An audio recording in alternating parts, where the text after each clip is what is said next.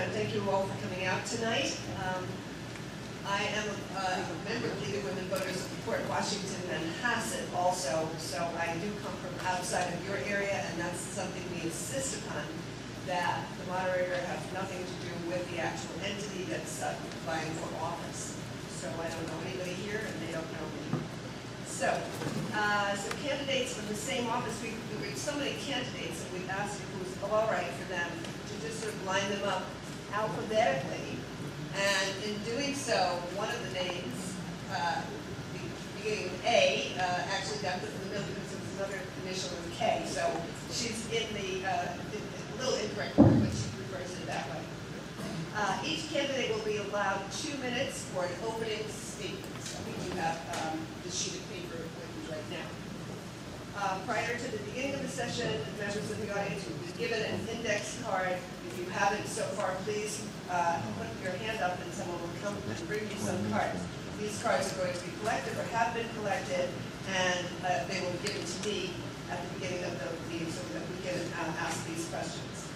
I will combine questions if I can, if they're all the same. I'm hoping someone there will be able to do that. And no questions of a personal nature will be allowed. Only questions pertaining to the issues will be used. Each candidate will then have 2 minutes to answer each question, and there will be no rebuttal. I will try to rotate the order of speaking for each question, but we'll see. We have Ms. Jones operating as our timekeeper. The timekeeper will hold up a sign indicating 1 minute. You have 1 minute left, and then a sign for 30 seconds, after which a sign for time's up. Okay? And please abide by that. Of course, you can finish the sentence if you're currently speaking. You candidates then will have 2 minutes for a closing statement, and we'll speak in the reverse order. We'll start down here and go the opposite direction for the closing. So the purpose of the meeting is to determine the candidates' views, and of course no substitute speakers will be allowed to speak. We don't have that problem tonight. So we will start the opening statements right now. Mr. Caillé will be our first speaker. Thank you. You may stand if you wish, but make sure you have a microphone that you can use, okay? Thank you. Good evening, everyone, ladies and gentlemen, Mr. Harris, Mr. Lucas, Ms. Jones. My name is Guillermo Calle. I am running for trustee for the village of Hempstead on the Teresa Drive team, Democrats for Change. I am a resident since 1981. I am a husband and a father of 2 children, ages 10 and 12. Both are attending Hempstead Public Schools. I have the privilege and honor to attend and graduate from Hempstead High School. And after my graduation from Hempstead High School, I attended Manhattan College, where I received a degree in electrical engineering. After receiving this electrical engineering, I started a professional career as an electrical engineer, project manager, quality construction supervisor. While I was working as an engineer, I also had the privilege to be an assistant professor for the New York Theological Seminary, where I also received a master's degree in divinity. That opens the door for me to work extensive hours for the community and be a pastoral care volunteer at the Long Island Jewish Hospital. When elected, my focus will be in integrity, honesty, service to the community, inclusion, transparency, accountability, and diversity for the residents of the village of Hempstead. Thank you. Thank you, Mr. Caillé. Next, our next speaker will be Ms. Hunt Edmonston.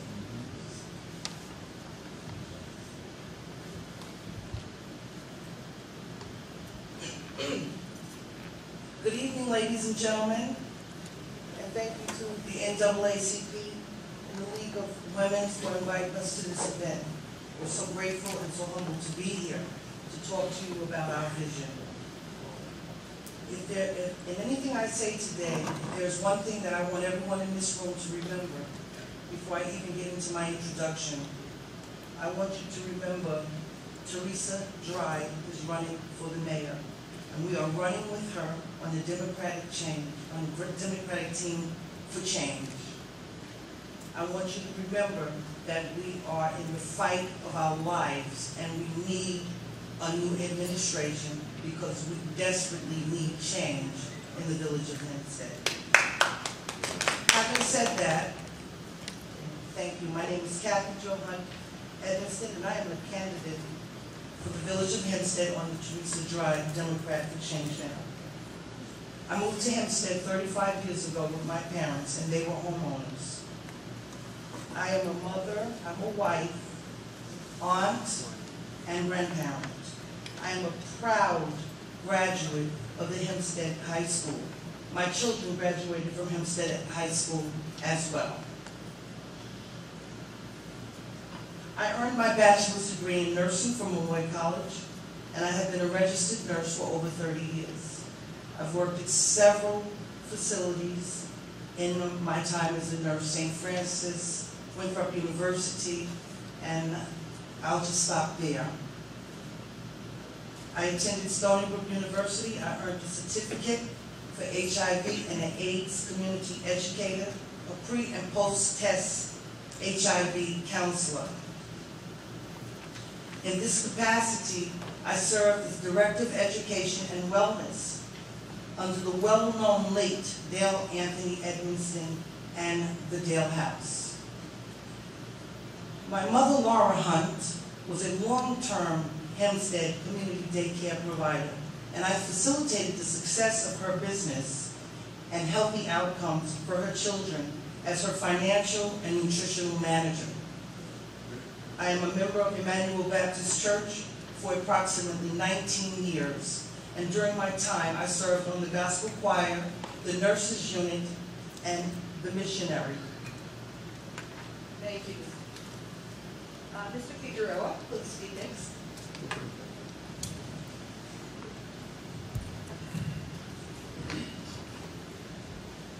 Thank you, League of Women's Voters and the NAACP for this opportunity you've given us. My name is Louis Figueroa, and I'm running with Mayor Wayne Hall, March 19th, and Bishop Wayne Hall and Alicia Brantley for Village Justice. I've lived in this village for 28 years as a resident with my family. Been married to my wife for 38 years, that lovely girl that's sitting right next to the Village Justice there, Evelyn Figueroa, and we just celebrated our 30th anniversary. I've worked 39 years for Consolidated Edison in New York, and I recently retired with my wife. And so I also have 2 children that live in, one of them who just recently moved back to the village of Hempstead, purchased a house here because she believes in the future of this village. And so my son also lives in Westbury. They're both graduates from, one is from Adelphi University and my son is from CW Post. Like I said, I retired. I still consult and I teach for the Consolidated Edison Company in New York. I'm a grandfather to a 3-year-old and a 5-month-old. And my community involvement in this village, I have been the co-chairman of the Hempstead Hispanic Civic Association for 17 years. I'm bilingual, I speak Spanish, Puerto Rican descent. My parents came to this country as immigrants and they worked very hard.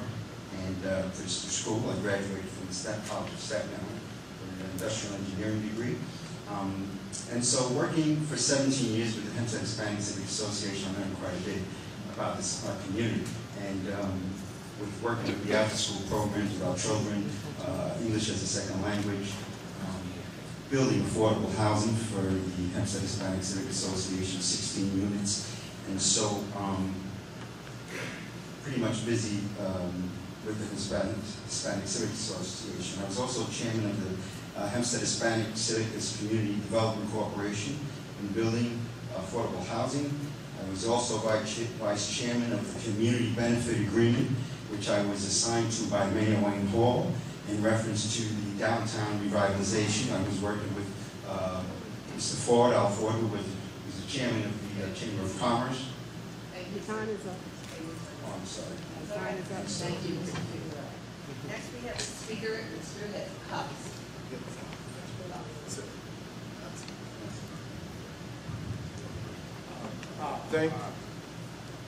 Thank you to the NAACP, the Women League of Voters. My name is Waylon Hobbs. I am a resident of the village of Hempstead for over 40 years. I grew up in Hempstead on what is now known as Martin Luther King Drive, but it was called Wilklow back in the days, in the time when if you did something on one end of the town, before you got home, your parents knew about it, when the community was a community. I'm running on the Moving Forward party with Mayor Wayne Hall. I am married to John Hobbs of 25 years. I'm the father of 3. I am a member of the Hempstead Volunteer Fire Department, serves as a lieutenant for Truck 1. I used to be the code enforcement supervisor for the village of Hempstead. Not only that, I served as the clergy liaison for the New York City Police Department. I used to be a commissioner of the Housing Authority in the village of Hempstead.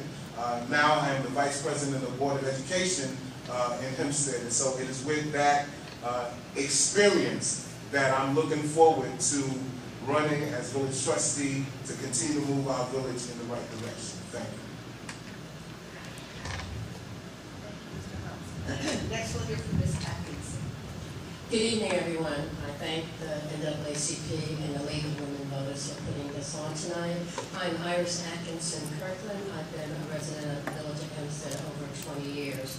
I bring to the table on Perry Pettis' ticket, Perry who's running for mayor, I bring to the table my experience as, well, I have an undergraduate degree in accounting from St. Augustine's College in Raleigh, North Carolina, and a master's from Dowling College. I bring to the table my accounting experience, my auditing experience, and my auditing background. I also bring to the table that I have been a member of the Hempstead Chamber of Commerce. I was on its board. The AARP, I'm one of their defensive driving instructors. I was a member of the Hempstead Human Relations Council. I am also a member of SCORE. SCORE is the Service Corps of Retired Executives. As a SCORE member and as a SCORE counselor, my desk was located in the Hempstead Library where I volunteered my services on Saturday. I also currently am working as an emergency management person for the New York City Department of Health. So I bring also the experience, and also I better make sure I say this, I'm a member of CERT, which is the Community Emergency Response Team. Unfortunately, Hempstead does not have a team. There are only about 4 of us who have taken the course, but I bring the knowledge of knowing where to go and what to do in an emergency, which I think is very, very important. I also, because I've been here so long, I've done fiscal management consulting, debt management consulting, how to buy your first house, how to buy your first car, how to send your children to college. I've only worked as an auditor and not as an accountant, so I've audited companies with billions of dollars in assets, but I've never been the controller. So my expertise is doing an audit and looking for the things that we need to look for to make sure the bottom line is correct. These are the things I bring for the position of trustee. Thank you. Thank you, Ms. Atkins. Next we can hear from Mr. Knight. Good evening, all, including NAACP. My name is George Knight. and I'm hippopotamously proud to be associated with Brother Pettis and his team, a team that is going to bring about change to this village. I am a Barbadian by birth, but I've been living here in Hempstead for 17 years. I am a family man. I have 2 children, and I've been married for 23 years. I attended Baruch College. I graduated from Bernard Baruch College with a business degree with a specialization in international finance and economics. Incidentally, I also speak French. I'm very proud to be associated with Pettis because I know that we have the capability to bring about change in this environment. I've been in banking for, believe it or not, 45 years, and I've covered all the operational areas of the bank. I have management training also in personnel management, including auditing like my friend, like our Patria Iris. And I'm sure that with our skills, we can bring about change to this environment here in Hempstead. We are qualified, capable, able, willing, and ready to effect change in this village of Hempstead. We really need change. We have been spiraling downwards for too long. Like I said, I've been living here for 17 years, and everybody reminds me of the glory days. This is what we want to do. We want to bring back the glory days to Hempstead, so that not only you can benefit, but our children and our children's children. We are going to do that for you. We are going to bring about change for the betterment in this community. Thank you.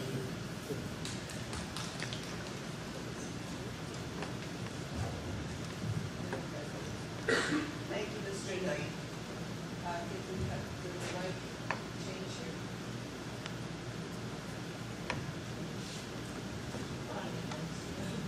Is that working? Okay. Good evening, everyone. Okay. Thank you. This is now Ms. Morris. Good evening, everyone. My name is Tia Morris, and I want to thank the League of Women Voters, the NAACP, and the Council of Civic Association for hosting this event. Let me just tell you a little bit about myself. I've been married to Chauncey Morris for 20 years. We have 3 children and 1 grandchild. I've been working in the custom brokerage industry for over 15 years. So I know a little bit about keeping us safe. My job is to make sure all importers comply with all government agencies to make sure our goods come here safe. It could be FDA, USDA, or Fish and Wildlife. So if I can do that on an international level, I know I can do that on a domestic level. 15 years ago, my husband and I decided to move our family here in Hempstead for a better quality of life. But we didn't get that. We wanted to move our children here to get a better education, but we didn't get that. We wanted a safe environment. We didn't get any of these things, but instead, you know what I got? I got to pay $49,000 over a 7-year period for private school because our school system has a 38% graduation rate. I find that reprehensible. And some of you will say, as a trustee, we're not over that board. But let me tell you something. With true leadership will take action and do something about that. That's what leadership is. That's what Rosario and myself will do. I'm not a politician. I am a taxpayer, I am a mother, and I am a resident. And we need change, and that's what I will bring to the table. And don't forget, we need to beautify the area too. Why do we have potholes? Why is there a significant difference when you drive to Garden City, Rockville Center, and Hempstead? There's a big difference, and I'm sure every one of you will agree with me. As a mother, well, as a woman, I do believe we see things differently than men. And I'm not trying to diminish or defame men, but I just want you to recognize that we do see things differently, and we do get things done. We have been the pillar of our community and a backbone for years.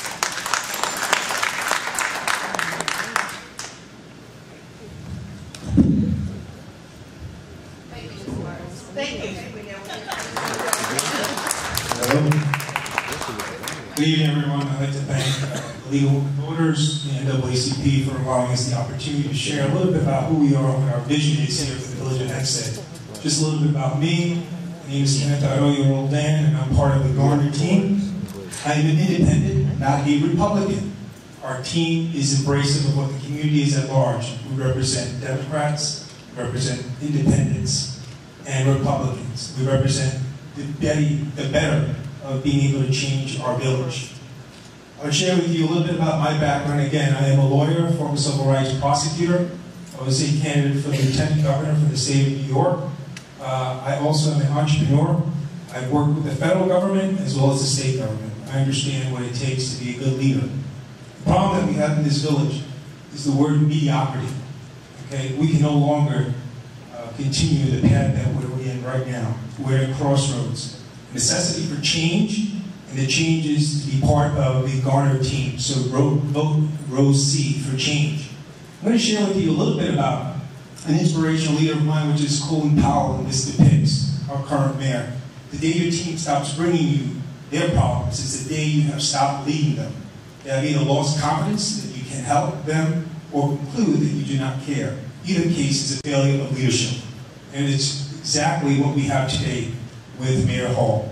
Our streets are crumbling, our crime is at 31%, we have no jobs, we have too much housing, we have too much crime. Crime is at 31%. We have the OK Corral. And my intent here is not to disparage my candidates, but to look at the mayor and his team currently. And now you're going to insert a new team. So you're going to disrupt the chaos. You're going to create chaos again within that team. So again, I have confidence in everyone that you'll be able to vote for the Garner team because we represent the ability to change the quality of life of our village. Thank you. Thank you, Mr. Roldan. Our next speaker is Mr. Rosario. Good evening, everyone. Welcome to this forum. I'm so proud to be here tonight. My name is Livio. First of all, I apologize. I'd like to thank the Women League of Voters, the new Hempstead NAACP, and of course the coordinating council for hosting this. And I'm so glad that some of our residents have come out tonight to be informed so that they can make an educated vote come March 19th. And I'm telling you that vote will be vote F for the future.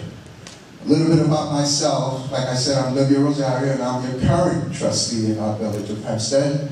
And I've been in this village for approximately 15 years. I'm married to a wonderful wife who's here to support me tonight, as she has been for the last 4 years. She's my wife for 35 years. And I have 2 beautiful daughters and 2 beautiful grandchildren. A little bit about my background. I'm also a police officer, or I was a police officer for approximately 30 years. That's with military and with New York City Police Department. And I served in the South Bronx, one of the roughest areas, which I encountered homicides, burglaries, rapes, statutory rapes, all kinds of crimes. But a little bit about myself as to what my future is. A lot of these candidates are talking about the future. Well, I brought you the future, and that is the CDA, that is the development that's going to be coming to our village. It's a $2.5 billion project. Not only did I bring that, but where the problem was, because I know it's going to be asked before the night is out, I was with the man for 4 years, yes, until he started missing the road that we were supposed to be going on, which was to make sure that our community got what it was due. And that's where the deviation came in our government, along with the Deputy Mayor, Henry Conyers. And because of that, that's where we went in separate roads. So not only did I bring that development, that $2.5 billion development, we forced the mayor to vote on a resolution, which is unheard of. That's never been done with a community benefit agreement. The Deputy Mayor and myself forced, before the CDA was voted on, that this be put on. Hence, he had to vote for our resolution. That's been unprecedented, never done before. We're talking about a $650 million project for our village, which is, our resolution, by the way, is going to guarantee 25% for jobs and for our contractors in the village. You'll hear more about it as we go on tonight. Thank you.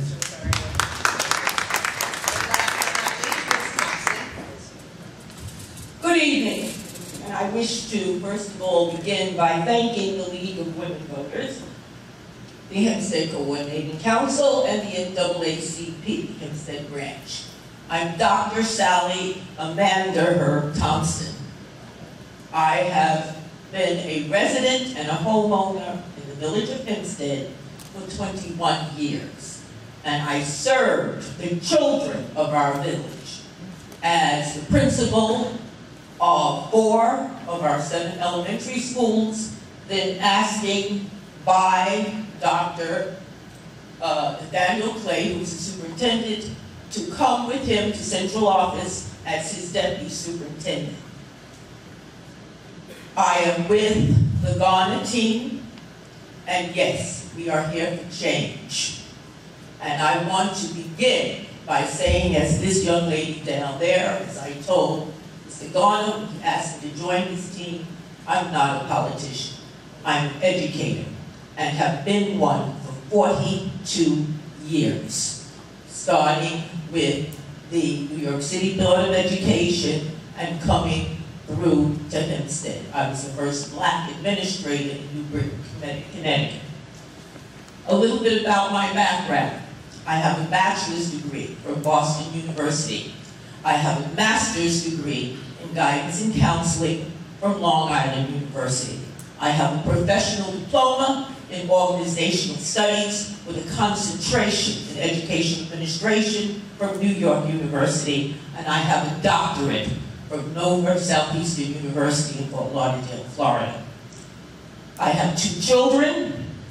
My daughter is the principal of the Satellite East Junior High School in Brooklyn, New York, working for the New York City Department of Education. And my son is lieutenant for drugs and vice with the Dade County Police Force in Fort Lauderdale, Florida. He also was a graduate of Hempstead High School. So I've been in Hempstead for a long time. And I want to say again, contrary to popular belief, no, these schools are, you're right, in deplorable condition. When I was here, both physically and academically. When I was here, you had talented and gifted programs where children were taught Latin as a second language. You had alternative school programs. You had 2 schools that were blue ribbon schools acknowledged by the federal government. And when I retired, we were working on the 3rd. So I am here saying that I think I bring a great deal to the table in terms of experience and knowledge. And I am still, even though I'm retired, continuing to serve my community. Thank you, Ms. Johnson. All right, so we've heard from all of our candidates, and you know we have a lot of them, so it's going to be tricky with these questions. So have we got questions on cards? Yes, Okay, great. What are the top three community concerns in the village, and how can you help to improve them? Okay, start. Yes. I think you can hear me. I have a booming voice. No, Are you sure? Okay, fine. I feel that it's more than 3, we have 4. However, if I had to pick 3, I would say economic development. Being a senior citizen, I want to see safe streets, safer communities. And of course, that is dear, dear to my heart, which is investment in our young people here in Hempstead. Thank you.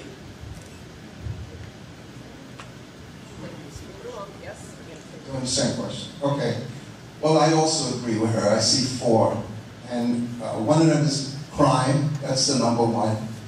And then it's going to be accountability from our employees. And then definitely taxes in schools, which ties into the 4th, which is the development. So in crime, we have to have a proactive action from our police force. Like I said, with my experience, I know that that's what works, and that's what's lacking in our community. With the civil service, we have the machinery that's been in place. Me and the deputy mayor voted on it. It was a $300,000 machinery that would account for the time of our civil servants. with GPSs also. That was negotiated, and it's never been put in place. And with the school, like she said, I feel personally that that's the crust of the problems in our village. It's got to start at the schools. If our schools are not functioning, we're not going to be touching our children.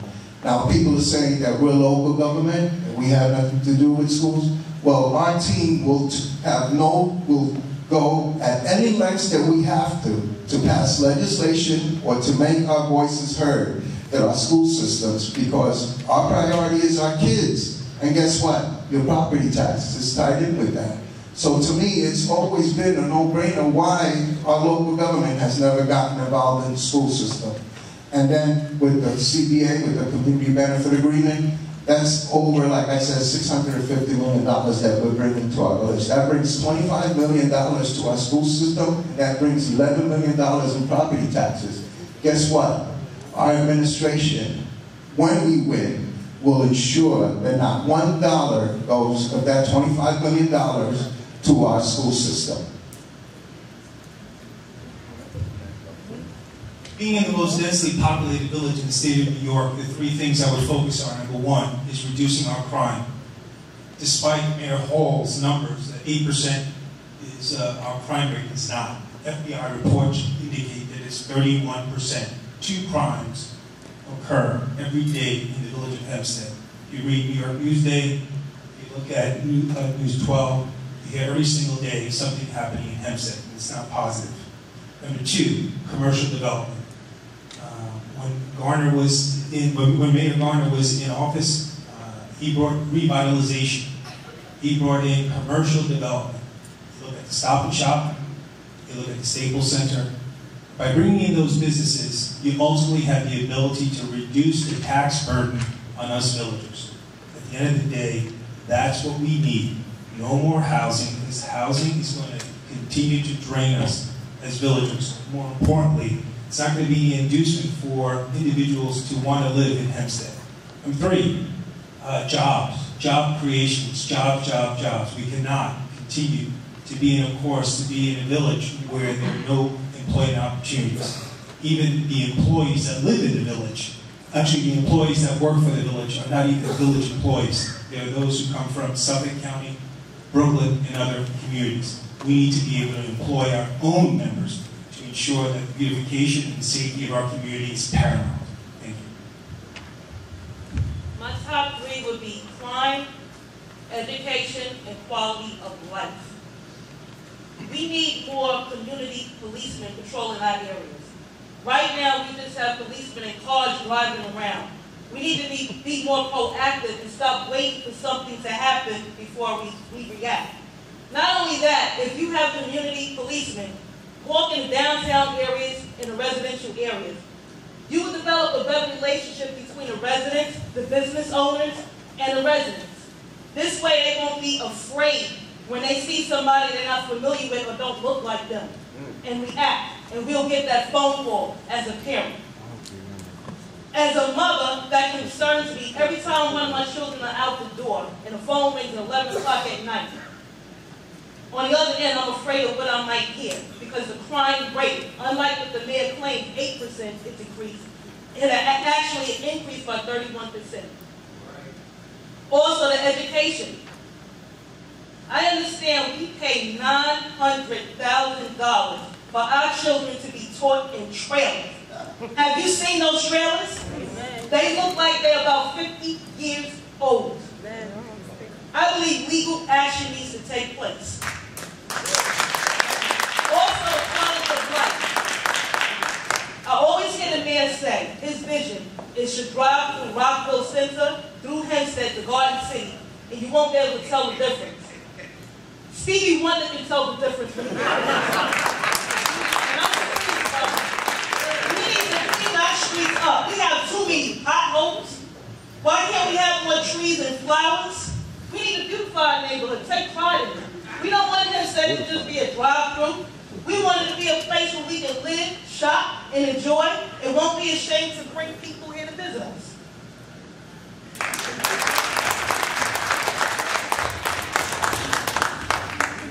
As a university, I'm set economic principle unemployment brings about social evils. Can you hear me? Unemployment brings about social evils. And most governments get their main source of income from taxes. So if you have higher unemployment, the taxes still have to be raised, and you have to cover those few who are working. I've seen that within the last 10 years with the byproduct tax here in Hempstead. The unemployment also brings about increased crime. I myself have been burglarized, and believe me, it's a traumatic experience. It is. I do not know if any of you here have suffered it, but it is traumatic. We have a school system that is failing us. It's failing us sadly. We need to do something about our school system. We need to establish some after-school programs for the kids. The standard of education has dropped considerably. We are no longer competitive. We need also to enforce our codes in the village. I see code enforcement officers driving through my village like they're on an excursion, on a luxury tour. And they're driving through only because they're required to. They're not really enforcing codes in the village, and that has significantly affected our quality of life. These are things that we need to address. Our quality of life, our school system, our taxes, and unemployment. And they're all tied in together. Thank you. Top 3 concerns: crime, and with crime, the safety of our elders and our children. School, but not just by education, encouragement for young people that they can do and be whatever it is that they want to be, by providing some programs that will keep the children occupied so that they would not have to be lured by the various gangs around the village. Taxes. As homeowners, we all are suffering from the tax burden. And suffering from the tax burden and not getting what we are putting the dollars in for is a major issue. All of that comes down to quality of life. We all deserve a better quality of life within the village of Hempstead. And in order to get that, the 3 top concerns that I mentioned would have to be dealt with. The Pettis team promises you we will deal with that.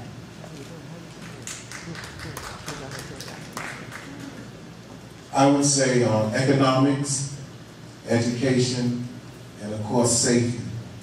If we have more revenue in the village, that will accomplish other problems that we have. We need better revenue in order to, I heard mentioned about the police department. Well, as a member of the New York City Police Department clergy liaison, I know in Hempstead that we have good police officers that have to drive around in raggedy equipment. And so we need to make sure that we bring in a source of income that will help our officers to do their job and have better community relationship.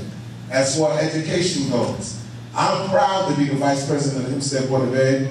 I'm happy with our educators here, and our school is turning around.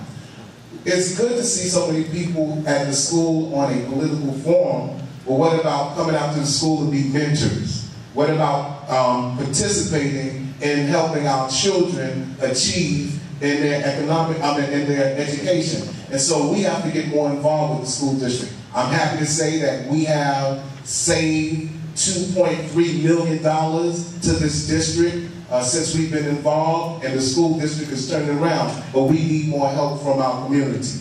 And then lastly, I would like to say I agree that it's important that we get code enforcement more involved because it's the little things that make a difference. I used to be the supervisor of code enforcement. When we have our businesses sweep up in front of their stores, pick up papers, then when people walk in the street, they're less inclined to litter, but if everywhere you go you see litter, you're going to drop litter. So we need our code enforcement to deal with the issues of our businesses and also overcrowding. Thank you. Okay, on the Mayor Wayne Hall's team, I think pretty much my concern is revitalization and the taxes and the school. Under and crime also. Under the Mayor Wayne Hall's leadership, 10% of the crime has dropped in the last 3 years, and that could be looked up on the FBI website, which backs that up. So the 35% crime increase is totally wrong. Also, the revitalization plan that's coming through the village. Yes, we do want a better village. We do want to beautify our village. And I believe in my vision and my drive as the co-chairman of the community benefit agreement that was put together by the voice of the people and approved by the trustees. But that was put together by the community benefit agreement with the revenue that will be coming in from the build-out, commercial and taxes that will be coming in. That will give jobs to people who do not have jobs, give a first and second chance to those who probably been in trouble. This is a guaranteed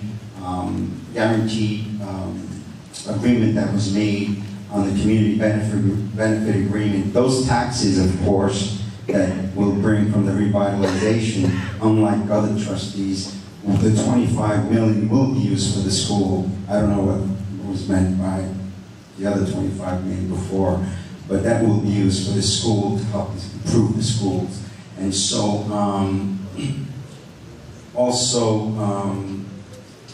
the mayor has increased housing in the village, by the way, affordable housing in the village for seniors, and he continues to work with the seniors in this village, and the creation of 10,000 jobs, 3,500 high-paying permanent jobs. When it comes to the village, we will see a revitalization. Thank you very much. By the way, there is a surplus of $13 million in village revenue this year, where 8 years ago we were at a deficit of $8 million. I think it was $8 million somewhere. I'm not quite sure, but there is revenue. Thank you.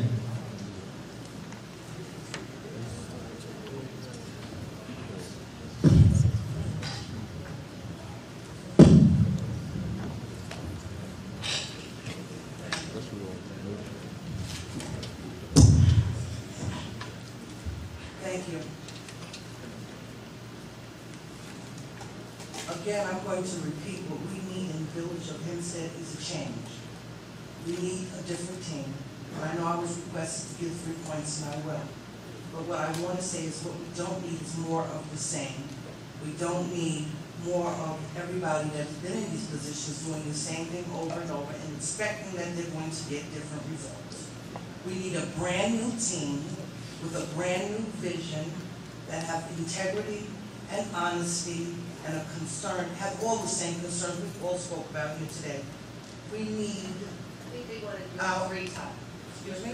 My 3 topics then would be the astronomical taxes, affordable housing, and a living wage. And I get this information not from what I think we need, because again, like others have said here, I am not a politician. I'm a taxpayer and a homeowner and a mother. But I get this information from the people that I speak to on the streets and ask them, what do they think we need and what they would like? And I think that our focus should be in a hierarchy that the people of the community needs are heard first and try to address those needs. So the people of the community say that they don't have affordable housing. They say that they do not have employment opportunity. They say that they need a living wage, so wherever they go, they can pay to live. This Renaissance project that we have going on, of a single bedroom is $2,500. With the hourly rate that we have, who do we think is going to move into that program?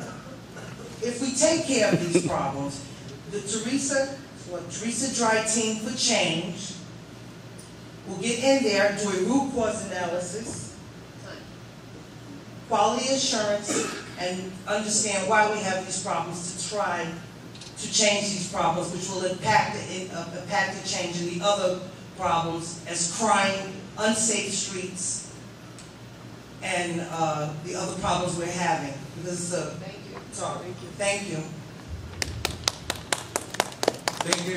Thank you. And my friend over here says that we need change. We are tired to see the same thing over and over in our community. We are tired of seeing residents getting ripped off by administrations that don't know exactly what they're doing. We are tired to pay extremely high taxes in the community of Hempstead. As a resident of Hempstead, where I have lived since 1981, the taxes that we pay as a residents are extremely high. According to the village budget funded, approximately 80% of the taxes is paid by the residents' homeowners, and only 2% is paid by the building's owners. This is an extremely unbalanced situation that it needs to be addressed as yesterday. But the administration failed to do during the last administration years.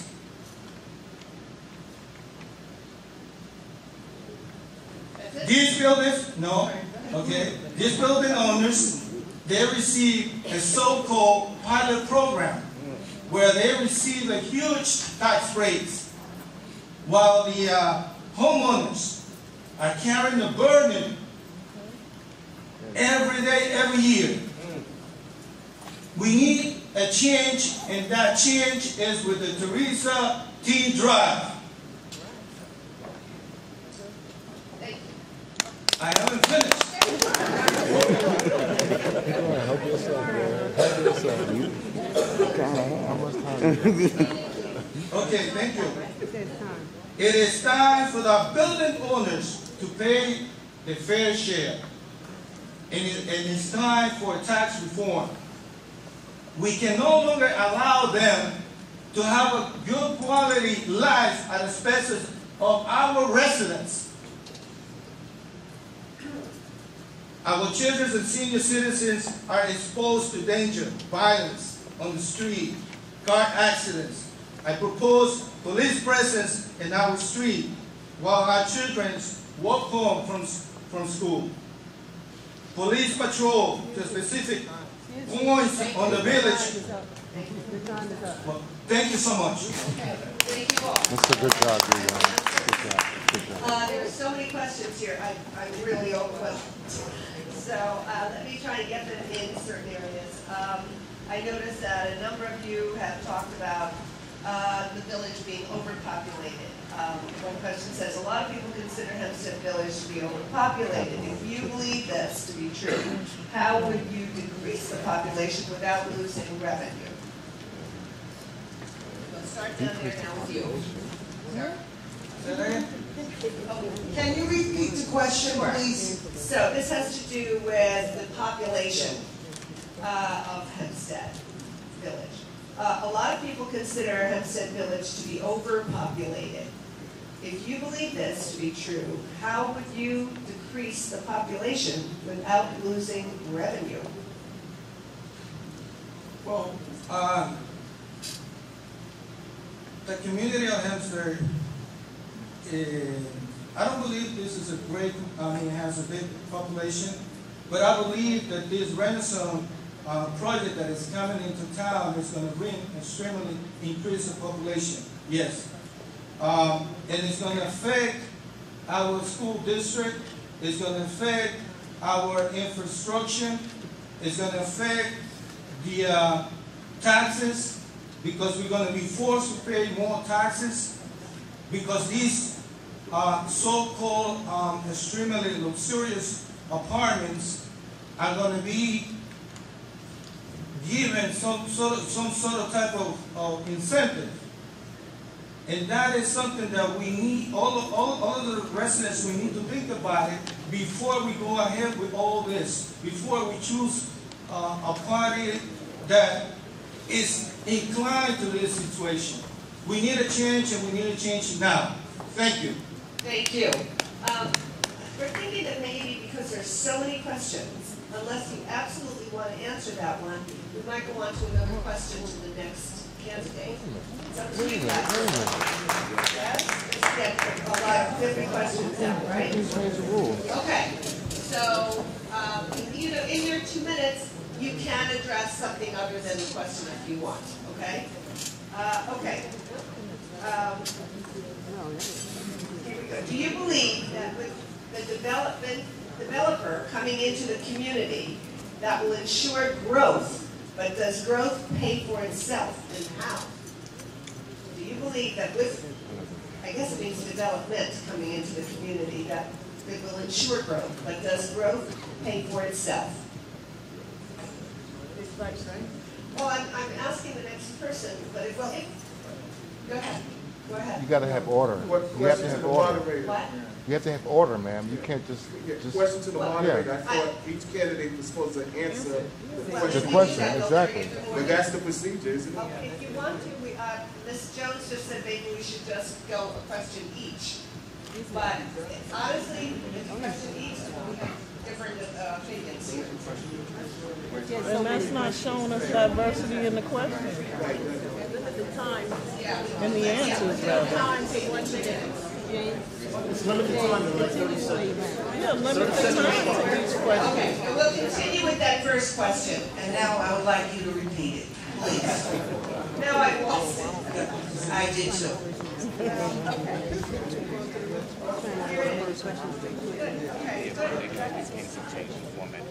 Right. Do you believe that with the developer coming into our community, that it will ensure growth? And with that growth, it will pay for itself? That wasn't the question. I don't understand. Want to go back to the original? Okay, the first question was, a lot of people consider Hempstead Village to be overpopulated. If you believe this is true, how would you decrease the population without losing revenue? That's the question I all of you go to. First of all, I don't believe that we are overpopulated. And that's a very interesting question because as a professional healthcare provider, when you talk about decreasing the population, some very unusual things come to my mind. What I can say is that we need more affordable housing because we're not overpopulated, we are crowded. And if we get more affordable housing with a living wage, then that would decrease the presence or the idea that we're overpopulated. We're not overpopulated. We just have this huge Renaissance project that they just did. $50 million of that, and all of our village, the land is being sold. We don't have any land. We don't even know who's buying it up. What we need is more housing. What we need is Teresa Dry and her team to get into the village, make a change so we will hear less of the same, root cause analysis, analyze the problem, put in a quality assurance program and a performance improvement to watch our own selves and ensure that we are doing the right thing. That's how we're going to handle that situation. Thank you. Thank you. Okay, next person, please.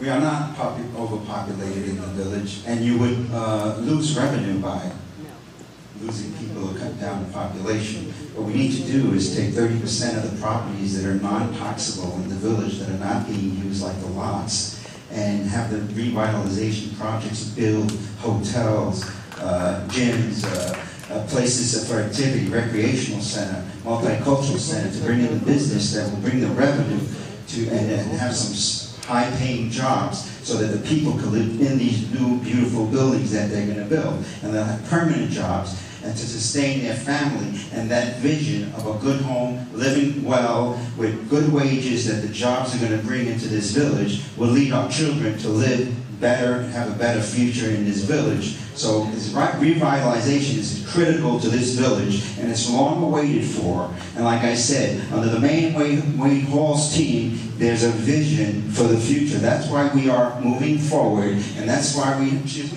that's why we have Grow A all the way. So remember that. If you want to see this village move forward, stay with the Mayor Wayne Hall's plan. He's had a vision, he initiated this, and so we're moving forward. So let's get some properties off the tax, on the tax rolls. Can you repeat the question? Sure. It was about, do you believe that, sorry. It had to do with, a lot of people consider Hempstead Village to be overpopulated. If you believe this to be true, how would you decrease the population without losing revenue? I wouldn't say that the village is overpopulated, but we do have a large number of people that's not documented. And I think that if we work and build a relationship that people are not afraid to actually be documented, then we can have a better census on how many people actually live in the village, how many people we're actually servicing or providing service to. And that includes our school, public works. So I think that we have to work in building better communication so that we can deal with our undocumented citizens in the village of Hempstead. Thank you. Ms. Atkinson? Thank you. I have no idea on how to just reduce population. I do have an idea about how to try and get a handle on the undocumented people that are residing in the village of Hempstead. If we could do like some of the other districts do, if you can't substantiate your address, you can't go to school in a particular area. If we want to increase the revenue, if we want to reduce population, increase revenue, we have to encourage more small businesses to come in, and they pay the taxes and they will help increase. We need to encourage smaller businesses. I say that because if you remember, I did say I'm a SCORE volunteer, where we encourage people to come forward and bring their ideas to create a business, and then we also help them to continue to grow that business. We don't write business plans, but we can help you to understand a business plan. That is my answer on how to reduce population and increase the revenue. Thank you. Mr. Knight? I'm a little flabbergasted, maybe, because if we are overcrowded, why then are we paying some of the taxes, city tax? Whether or not we spread them over the percentage of overcrowded, and if you reduce the overcrowding, then it means that the few remaining will be called upon to pay more taxes, because the tax brackets have to be maintained. Furthermore, if we are overcrowded, why are we increasing our housing stock without the reinvestment program? You know, why are we? And we are increasing housing stock with rentals that go as high as $500 for the middle income person. That's a mortgage payment. Seriously, that's a mortgage payment. How many people can afford to pay $2,500 for the one room apartment? It really doesn't affect that to me. Thank you. Thank you. Ms. Morris? As far as the overpopulation, I don't know what to say about that, but I can't answer the question on economic growth. With the redevelopment project, we have no other choice but to grow. That $2.5 billion project guarantees 25% jobs to our local residents. Okay? 25% jobs for our local residents, the contractors, and also other vendors. We spend $100,000, now $100 million, I believe, out to shop for 1 year outside the village. And that money could be spent within our own village and make our village more desirable. Why should we patronize other neighborhoods when we can bring them here to ours and that will increase our revenue right there? We have no choice but to grow from that development. Thank you. Absolutely, the village is densely populated.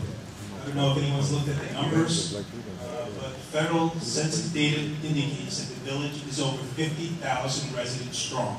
As I earlier stated, we're a densely populated village that's supported by the facts. Okay, that's number one. Two, we are dealing with a mayor who's engaged in voodoo economics. When you look at the budget, okay, we are a village with a $100 million budget. 55 million of that is attributed to property taxes, of which we as residents and commercial pay those taxes. The problem that we have with this administration is that there's an inability to reach across the aisle and deal with the state and federal government to help subsidize and decrease our tax burden. It is irreprehensible, it is unconscionable that we have in our district, okay, the Deputy Speaker of the Assembly, Earlene Hooper, and there's been an inability for this administration to reach across the aisle to develop a relationship to help mitigate the taxes and decrease our tax burden. Okay? So that's a way to reduce the tax burden. Another way to reduce the tax burden is to, when you're looking at the Renaissance Project, unless there's a mixed-use commercial piece put into that, we as taxpayers will continue to pay. That's where this is going to be corrected. Because of the tax base that we're going to bring in, it's going to stabilize our taxes. Again, I cannot emphasize enough. We're talking about a $2.5 billion project. The only problem is that we have to make sure that we stay in control of it, not outside people that don't look like me and you. And that's the problem why today we're here with a million different candidates and a million different parties in here. They're all independent names. There's only supposed to be, well, as far as I'm concerned, I've been a Democrat all my life. And all of a sudden, I'm not afforded to run as a Democrat. Outside people that don't look like me and you have come in here and decided who's going to run our village. On top of that, they're going to decide who's going to control our development. And that's why we are. I agree with you when you said that we were in for the fight of our lives. I am for the fight of my life, and that's why I'm running a grassroots candidacy. I'm running along with Deputy Mayor Henry Conyers and Trustee to be Tia Morris, another person just like me and you. I started just like her 4 years ago, and this is why I'm running as an independent today, even though I've been a Democrat all my life. And that's the reality of it. Nobody wants to talk about it. That's the elephant in the room that nobody sees, but that's the reality of it.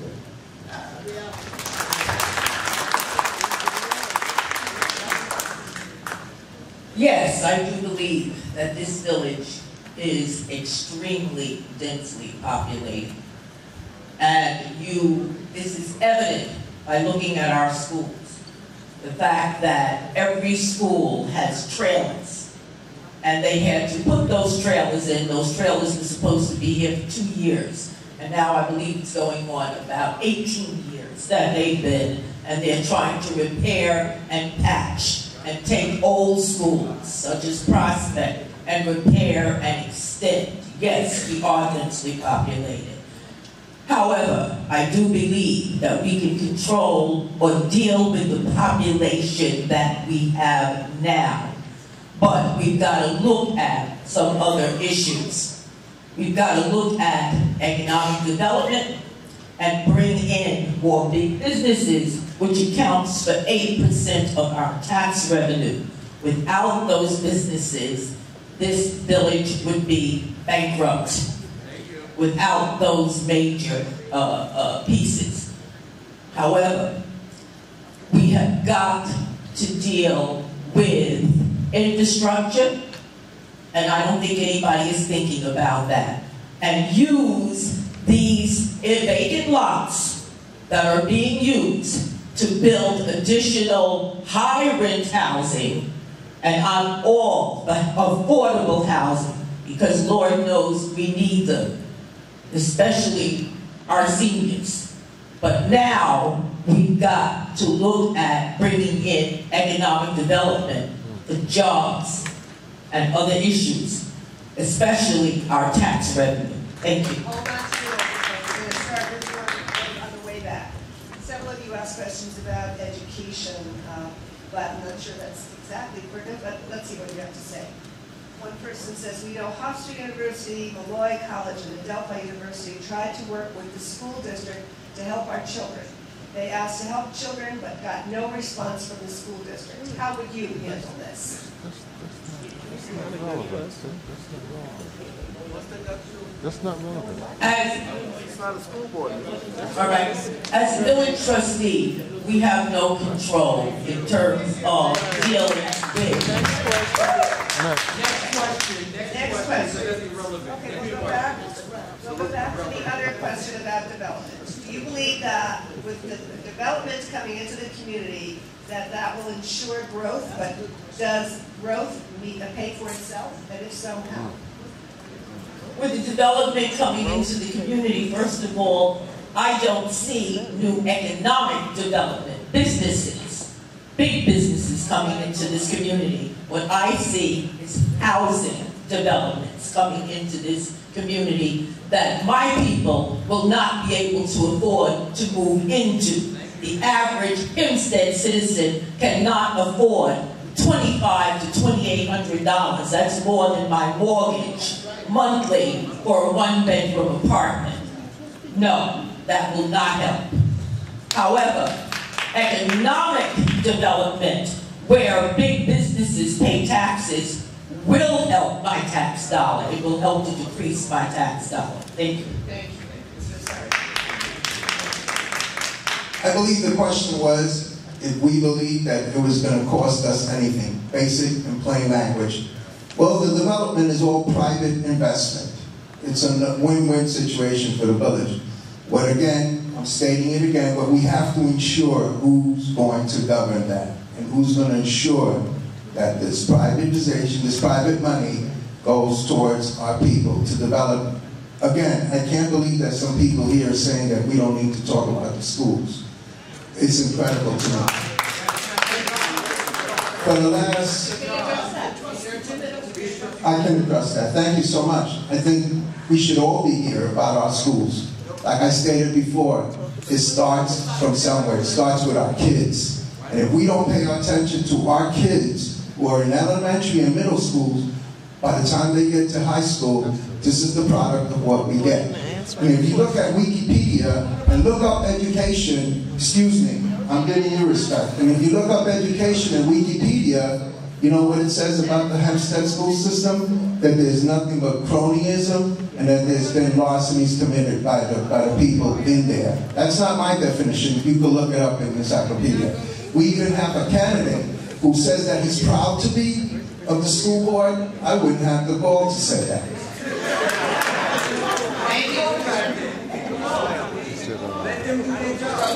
Ladies and gentlemen, unfortunately, the jurisdiction... Let me stop you for a moment. I'm sorry. Let me address the crowd. Do me a favor. Ladies and gentlemen, family members, consider everybody here to be family. No more outbursts, please.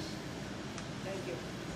Let the candidates attempt to answer the question. Thank you, sir. Let's do it in a way that's real respectful, okay? Thank you. Thank you, Mr. Sergeant at Arms. As I was saying, unfortunately, the village of Hempstead and its trustees have no jurisdiction over the school system. Okay, there are only 3 states or 3 cities that have jurisdiction. One of which is the mayor of New York City, Michael Bloomberg, in Boston, where there's some control. Unfortunately, we have a mayor, and this administration has the inability to reach across the aisle and develop relationships that would allow us to even perhaps yield the opportunity to have some control over the school board, which is corrupt and crumbling. Number 2, as it relates to the dollars, okay, it's all smoke and mirrors. This administration is about smoke and mirrors. If we have a $13.8 million surplus, why are our taxes going up? Okay, maybe the $13.8 million is there to be able to pay for the $5 million sexual harassment lawsuit that potentially has us as village residents some exposure. Thank you.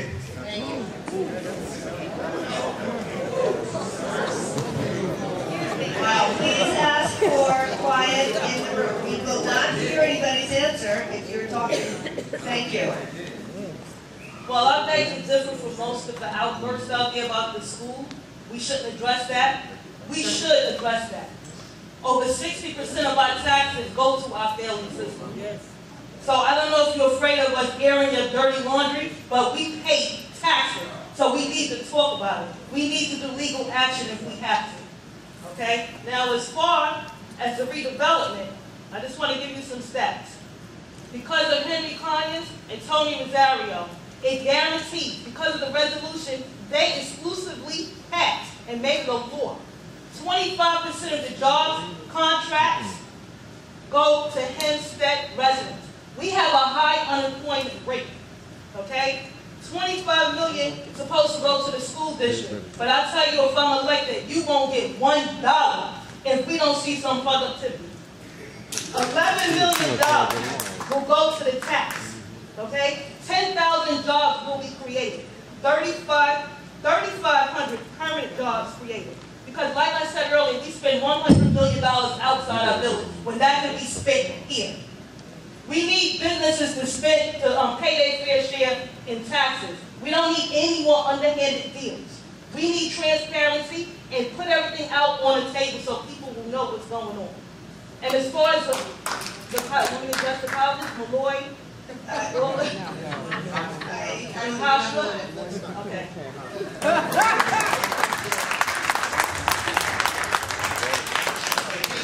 Ladies and gentlemen, I have heard this word growth.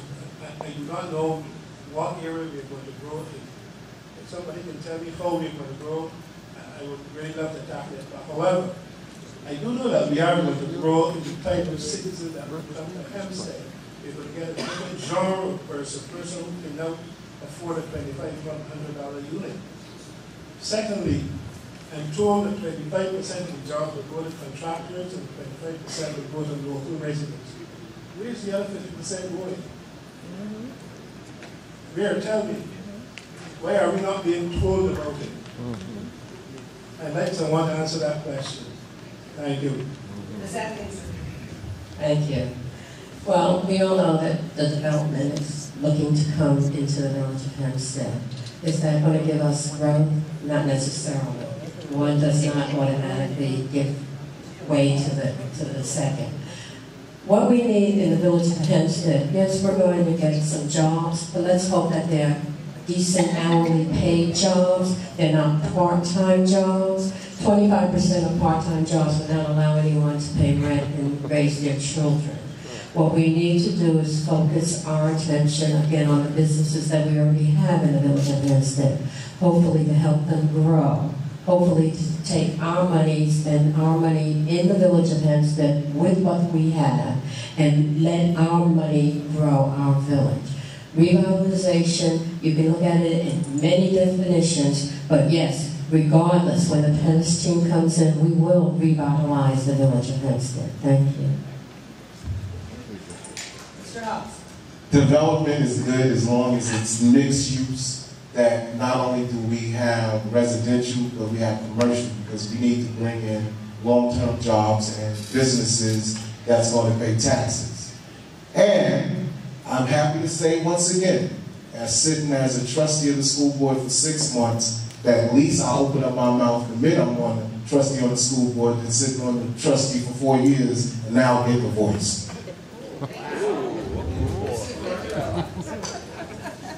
You know, where there's no vision, people perish. Who has come in to build? We have someone who's coming in now who's willing to build in this village. We've been waiting a long time. Our taxes? Well, I don't know why we're looking to criticize this revitalization. It's jobs, it's guaranteed jobs, giving people a second chance. If anybody knows, the mayor had set up, and it was the mayor's idea to get this going and push this project. This was 2,000 people that line up, over 2,000 people who line up about 2 weekends ago to look for jobs. And we're guaranteeing jobs here, unlike any other community benefit agreement in the country. Guaranteed jobs, construction job, building, permanent jobs. We worked for that. The community benefit agreement with the Chamber of Commerce, Al Ford and myself, and a team of lawyers who put this together. We put that together, and we made it happen. And now we're moving forth. And if we don't have a vision, this will stay this way. Property, empty lots, 30% of tax lots untaxed. I don't know if any villages won't grow. They go bankrupt when you don't build. They go bankrupt. So what are we doing here? We'll fight and we'll remain the way we are. But we'll have a vision for our children and our futures, to see our kids come back and live in this beautiful village, which once was a beautiful village. It was the hub, and it can't be, it could be the hub again. So, on the Maine One Goals team, let's move forward.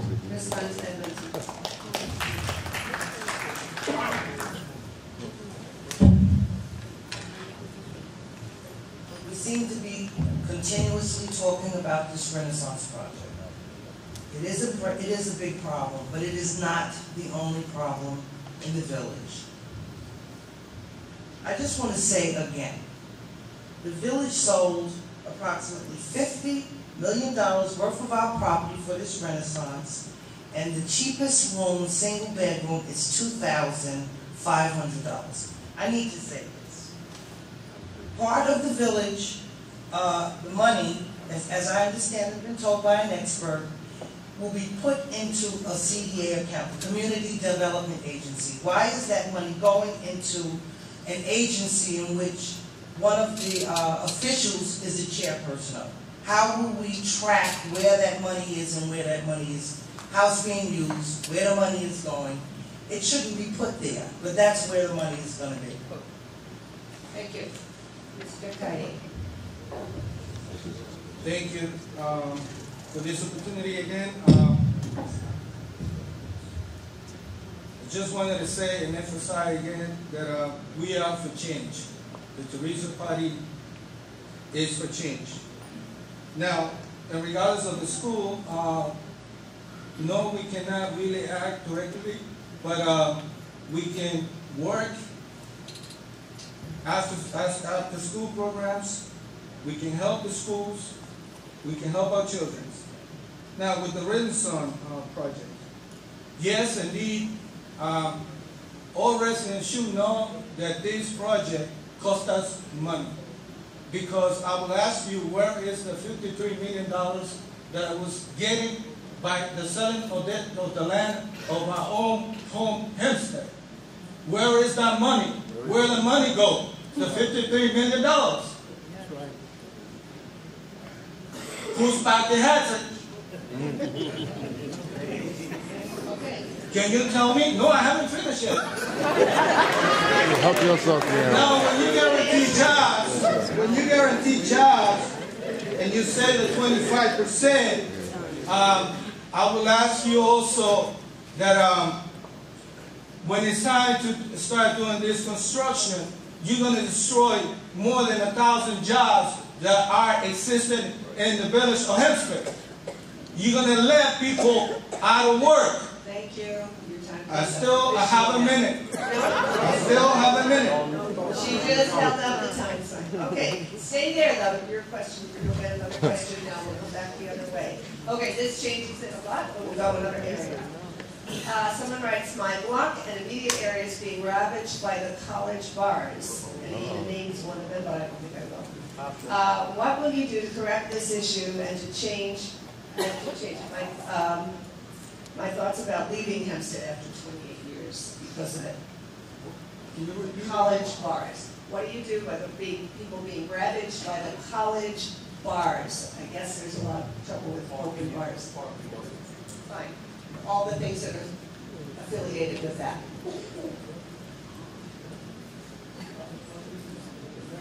Okay. Okay. Well, this is a residential, urban, not urban, but a suburban area. We come here to live and have a peace of mind. As a resident, we need to have a place where our children doesn't see things like... The question is, what would you do about it? What would I do? Yeah. Okay, I would restrain and stop the numbers of bars for the college students in our community. Okay. Thank you. Thank you. And now this. It's a good question. When we were going to college back in the days, in all the universities, that's what we wanted to do. That was our downtime. We wanted to go there. But I can appreciate a person saying that it's disturbing them. The thing is, though, those bars do bring in revenue, and they are jobs. Is there a way that we could relocate them? I have the bars come straight to my mind because I used to live right around the corner from one. And I know they came down from Hofstra and on the other side.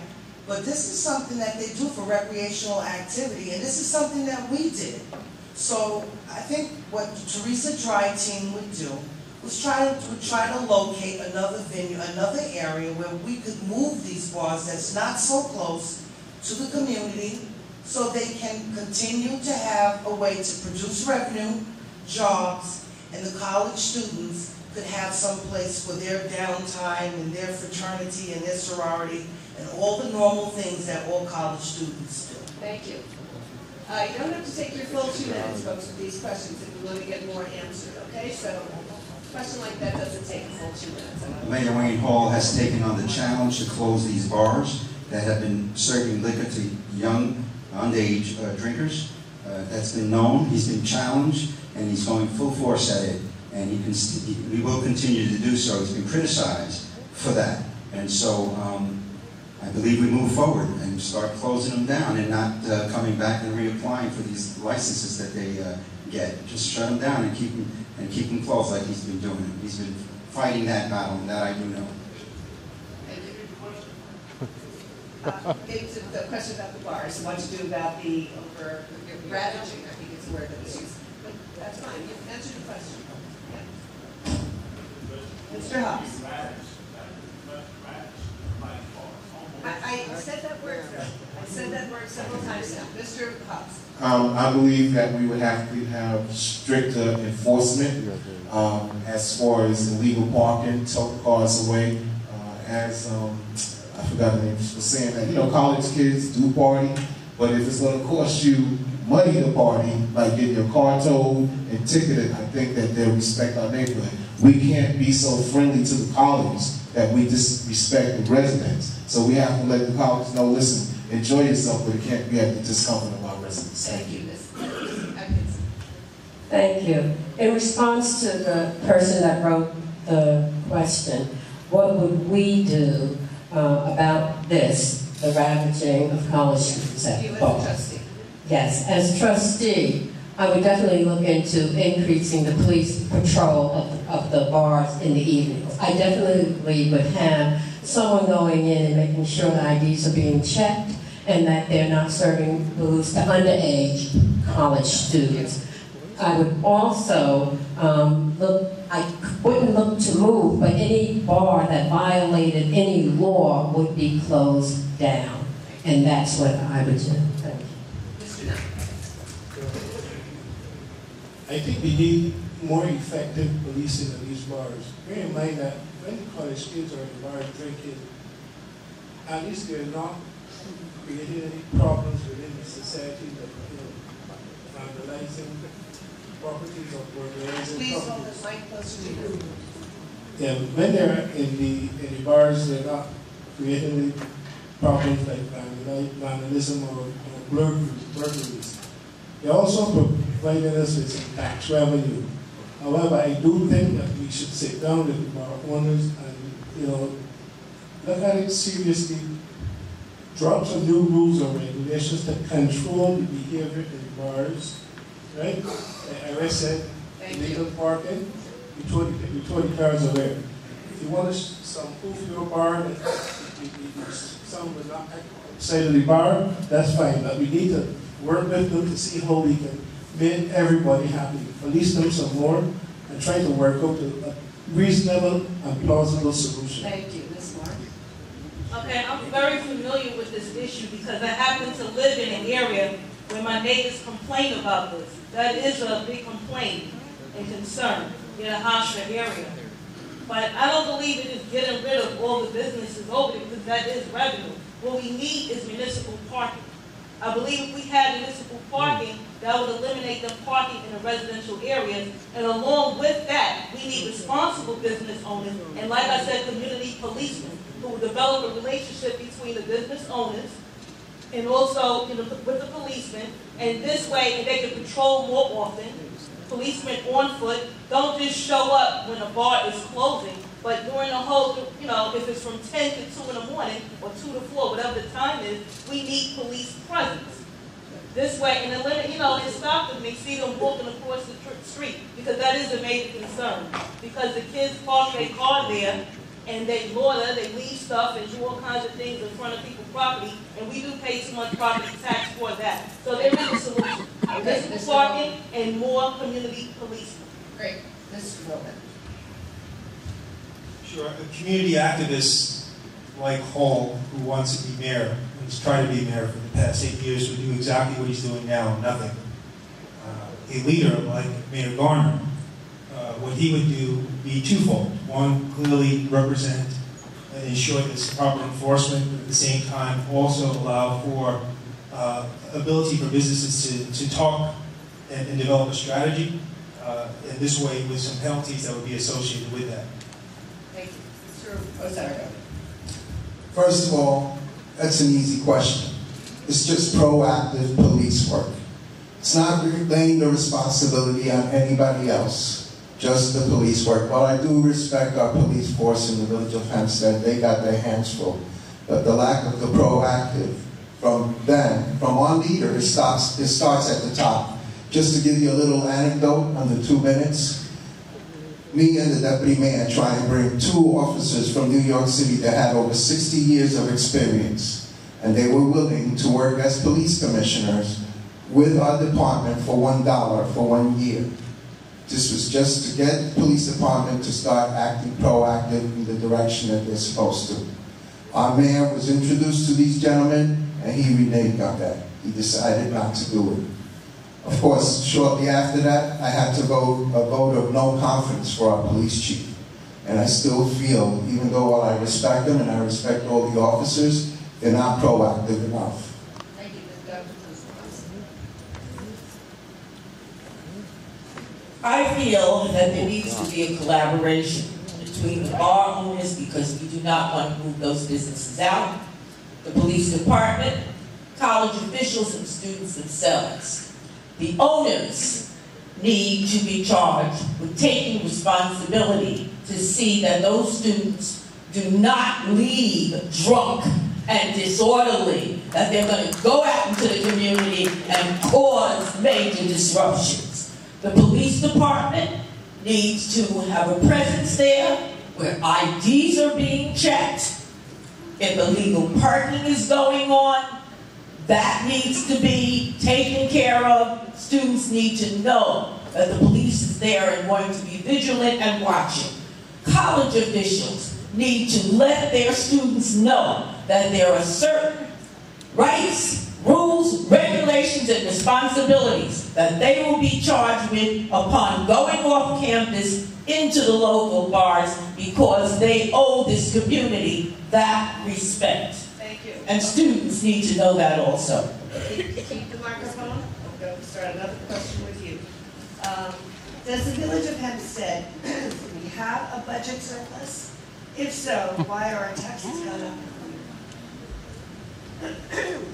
According to our mayor, there is supposed to be a budget surplus. However, in visiting fire departments, and we visited every fire department in this village, walls are crumbling, they don't have equipment, they cannot hire new people, and God knows, we just had a fire that took the life of a youngster. And if there is a surplus, I'm asking this question: where are the monies to do the necessary things that needs to be done in relation to that? Where are the monies, the surplus? Since there's a surplus, why aren't our streets in better condition than they are? Why do we have potholes, etc.? If there is a surplus, what is being done with this surplus money? Because right now, our taxes increase by 1%. So if you have a surplus, let my taxes reflect that surplus. Thank you. Mr. Osaka. I also agree with you. I don't feel that there is a surplus, and being part of the trustees, I know for a fact that we've got over $15 million worth of lawsuits against the village. So where this surplus is, it's a surprise to myself, even though I'm part of the administration. So that's part of it, being transparency within our organization. That's one of the things. We'll be working as a team, that Mayor Conyers, myself, and trustee, future to be trustee, Tia Morris. That's what it takes for a local government. You need to have team cohesiveness. You need to communicate with each other. And like somebody stated before, yes, I do have a voice, but I have my own voice. I don't have a party dictating what my voice is going to be. And when I say a party, I'm talking about the democratic machine. So I did find my voice because of that. Thank you. The 13.8 million, 15 million, whatever the million is, it's all borrowed money, ladies and gentlemen. I can't continue to stress that this is smoke and mirrors, okay? The bottom line is that I reviewed the financial reports from the village auditors, and it shows that $1.3 billion was appropriated as a set-aside. But it doesn't show that if the $5 million sexual harassment lawsuit moves forward, leaving the village with some exposure, and indemnifying the mayor, we, as all residents in this village, will have to cough up the money. That's an average of about $500 per person. If you look at 50,000 residents divided by $5 million, you're looking at a household of paying $1,000 of additional money. So again, I beg to differ with what's been out there in what I call garbage literature. It's all smoke and mirrors. There's no surplus. It is an absolute deficit. Thank you. You look at the numbers. I also agree with my opponents. I don't see how we have, how much is the surplus? $13 million, when our lawsuits that we have exceed that amount. It sounds like a debt to me, not a surplus. $13.8 million, you know, I know math. If a lawsuit exceeds that, that's not a surplus. And not only that, I would be embarrassed to admit that looking at the condition of our village. We don't even have garbage cans on every corner. My 8-year-old daughter said, "Mommy, if I was running for trustee, I would do something about the litter and the violence." She said, "We could get garbage cans and put on every corner." Why does it look filthy if we have this surplus? Why do we have potholes with this surplus?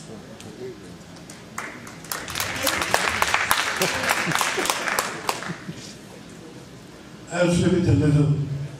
I'm told we have a surplus of $13.8 million. Why then is the condition of our roads so deplorable? Why then are there so few safety officers in the schools? Why then are there not any after-school programs for kids that would keep them out of trouble? And I'll also add to the $15 million in lawsuits that the village has pending against it. There are $18 million in bonds that are due. That's $33 million. $18 million in bonds. It wasn't mentioned, but I mentioned it. So that's $33 million vis-a-vis a $13.8 million surplus. So we are still just at the $20 million down. But then again, we can always borrow it again, as we usually do. Thank you. But when Pettis team gets into power, we will address the situation. We will be quoting the figures to you as they are, and not as we want you to think they are. We will be very honest and transparent with you. Thank you. Okay, I believe the question was, does the village of Hempstead have a surplus? I don't think so. And if so, why are our taxes going up? Well, if our taxes are going up and we have a surplus, then there's some very bad management of money. Okay, I don't believe we have a surplus. I know my taxes went up. Now, I guess the balance to that question is, what would we, the Pettis team, do with this issue? Well, I promise you that one of the first things I want to do as a homeowner, as a resident of the village of Hempstead, is look into how our tax dollars are being spent. I will look in to see how do you figure we have a surplus and yet our streets need serious work. As someone already mentioned, we don't have trash cans out. As someone else mentioned earlier, we don't have after-school programs. I mean, I could go on and on, but I have 2 minutes to just respond. So no, I don't. I think if we have a surplus, we should have seen it at work. Thank you. Thank you. Our mayor have explained that when he took office that the village was in a deficit. that yes, he did borrow money to get us out of the deficit, but it wasn't $12 million. It's through management and nutrition that he was able to get the surplus, and he can defend that himself. As far as lawsuits go, we live in a litigious society. Anybody in here could be sued or accused of anything at any time. So you can leave here and have a lawsuit. Anybody. Thank you. Thank you. And lawsuits, if you're a lawyer, you know they are not debts. You know that. So that's not something you should know. Surplus funds are earmarked usually by the states to pay for pensions. And when Mayor took over, we were just a step above junk bonds. Our bond reading now will tell you that it is a surplus. So there is a 13-point surplus in the funds. Another thing is there is public. We have new equipment now that's due to paving the streets, which was in the public works now, that has been purchased by the village, and so that's through the main hall. And surplus, we do have a surplus where 8 years ago we were in the negative from the previous administrative mayor. So just to kind of let you know, and about the $2 for 2 police officers, you think about that. What do you pay the following year was the next story that Janet finished. Okay, so let's be real. Let's move forward and let's dream that vision. Thank you.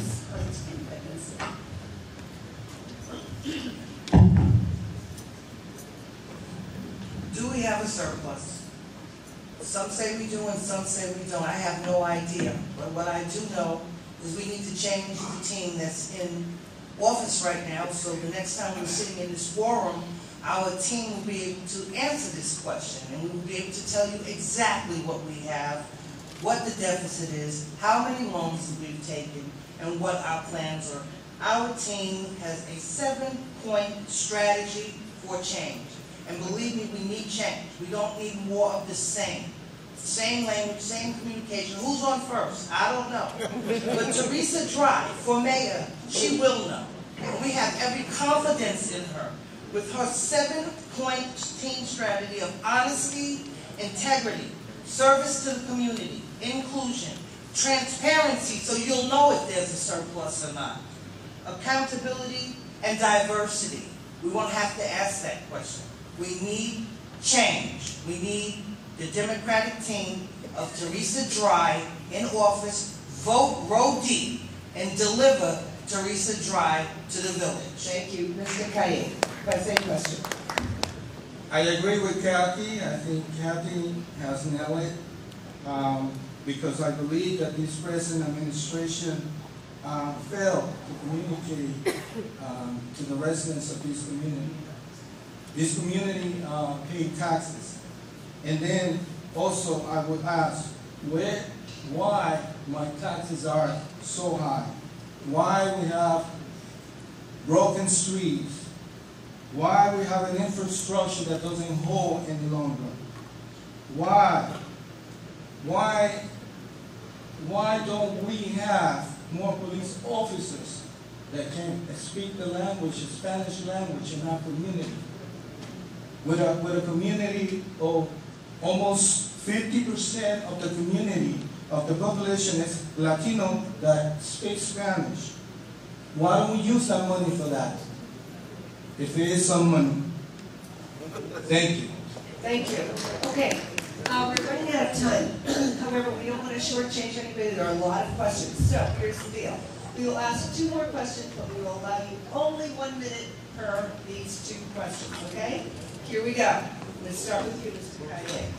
How would you upgrade our parks without raising taxes?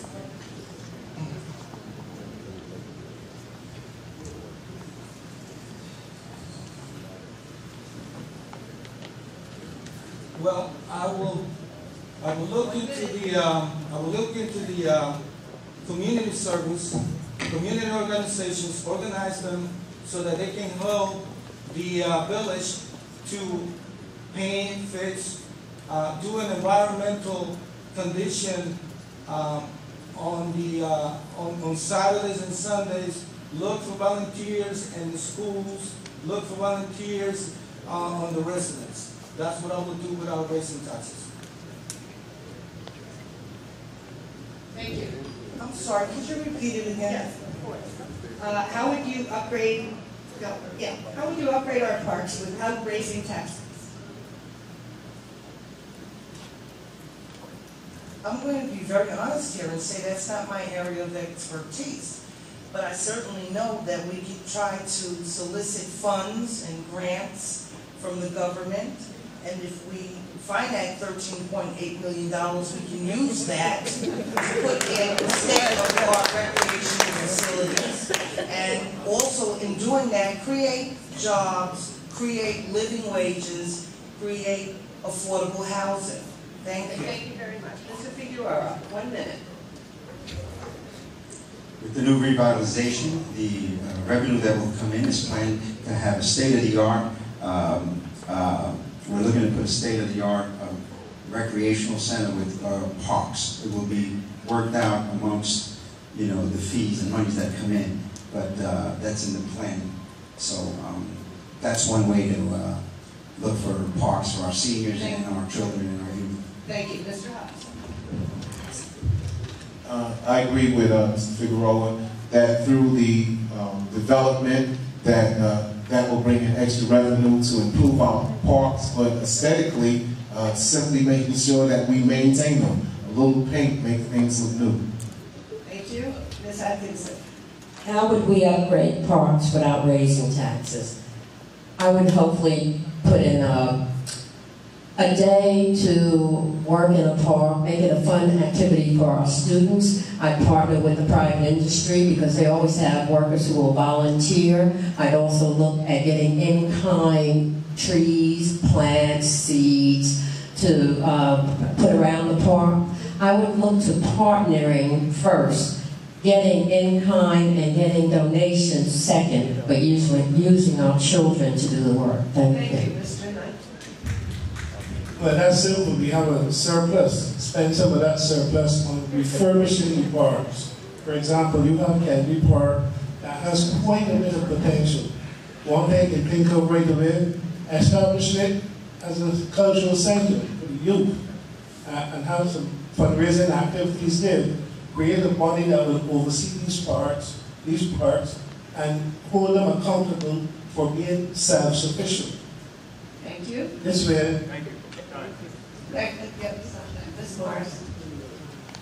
Okay, one of the things, the $2.5 billion redevelopment deal, it gives $11 million in property tax to the village.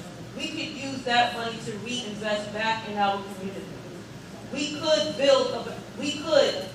fix the parks just with a better playground for the kids to play on. Decent basketball courts, tennis courts. We can definitely improve our parks, but we can use the money from the development deal. That's $11 million. Thank you. Mr. Roden. Sure, if our Democratic mayor, who allegedly has relationships with Obama, who bypassed the village of Hempstead into Hofstra, if he would have had those relationships, he would be able to solicit state and federal funding. But that's something that Mayor Hall is incapable of doing. He lives in a microcosm in the village. You can't continue to burden our residents. So we know there's no surplus. We know that we can't continue to burden our dollars. So we need to be able to bring in a proven leader like Garner, Mayor Garner, who's done it before. We need to be able to bring public-private partnership to raise the dollars and minimize the burden on us taxpayers. Thank you. Mr. Rosario. There's only one solution, and that's privatization. We are a gem. We are a diamond in the rough. And there are so many investors that are standing on the ready to come into our village. It's only ourselves that's stopping this, our short-sightedness, and our inter-fighting between ourselves, our distrust within our own community. Just because a person is of color doesn't mean that he can't bring something to our community. And that's where we're stuck in the 20th century. We still haven't moved forward. Just because we got somebody of color, they can't bring something to the table. Let's wake up, community. Thank you, Dr. Thompson. Yes, Mayor Garner has extended his realm far beyond just Hempstead, but throughout this nation. He has friends all over. So the parks, I would say, let's do grants, proposals, hit state and federal legislation, deal with funds and donations from large businesses, and of course volunteers from our own community. But we need major funding to redo those parks, and that's where they come from. Grants and proposals. Thank you. Last question for the evening, 1 minute, please. Keep the microphone. What do you feel you and whoever it is elected mayor will do differently than the present administration? I think what we're going to do is to be totally honest, because I am someone who's blatantly honest. And we will be open and honest with this community and let them know exactly what's going on. We will stick to that 4-point plan, and we will be held accountable to this community for what we say we're going to do, and it will be done. Thank you. Mr. Rosario. Thank you. First thing that I would do is, along with Deputy Mayor Henry Conyers, is have our own destiny in our hands and not have outside people, again, like I said, that don't look like me and you, determine our destiny. And that's what we're bringing with our government. You, our taxpayers, and myself, which I'm one of them, we have to get what's due to us. And through this revitalization, that's what's going to happen. Thank you. Mr. Rolla. I think the most important thing is leadership and having a team that you can work with. It's indicative of this current administration with the justice who defected, 2 trustees that defected his administration because of the inability to partner is indicative of Hall's inability to run this village, and as a result, it's crumbled. The Garner team, the Unity Party, has worked closely with one another, we respect one another, and there's integrity and professionalism, and that's what we'll bring to the table. Thank you. Ms. Morris. Well, the Village First team, we are about accountability, community defenders. We are about accountability, we are community defenders, and transparency. Another thing, we are unified. I don't know if you know this, but the mayor's running, but nobody on his camp from the last election is running with him. They're all running against him. They're all his opponents right now. But we have unity on our team, okay? And we will fight for the safety and the better quality of life for the village of Hempstead. Thank you. Mr. Knight. Deputy Pettis team and Iris and myself can promise you honest and sincere representation. We will not be outsourcing your funds to people who do not look like you or me, or even live within the village. We will be tackling the issues of the village. We are intent on improving the standard of living in the village, reducing unemployment, crime, improving safety within the entire community, particularly for the seniors who have a fear of moving around at night. Our overall strategy will bring back the glory days to Hempstead, and you'll be proud to be Pettis' team when you vote Roy G on Tuesday. Ms. Atkinson. Okay. What would we do differently? The Pettis team will be accessible, accountable, we will be visible, we will be able, you will be able to reach us, and you will be able to see issues resolved as you bring them to us. That's what we would do differently. Thank you. Mr. Hobbs. Well, since I'm running on Mayor Wayne Hall's team, I'm looking for him to be reelected.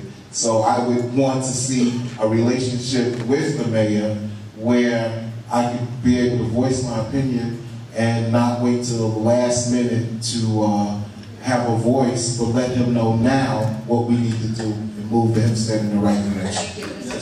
Figueroa. And I would not wait 4 years. And to try to do something now. Honesty is very important. The mayor has a heart. I believe he's an honest person.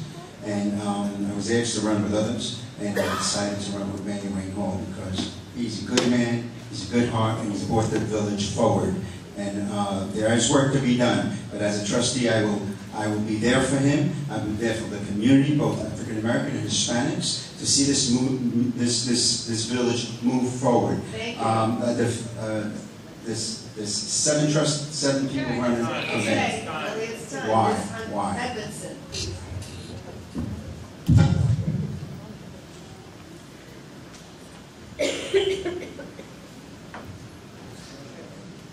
I think what I'll say that we'll do differently, when Teresa Dry is mayor and her team is standing with her, will demonstrate the cohesiveness and the fact that we are all on the same page. We're independent, but we agree.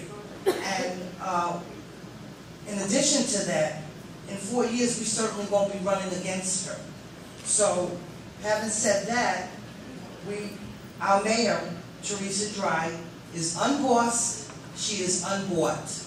And we will certainly not have the New York State Democratic Party persons dictating what we're going to do in our community. Thank you. Mr. Carrier?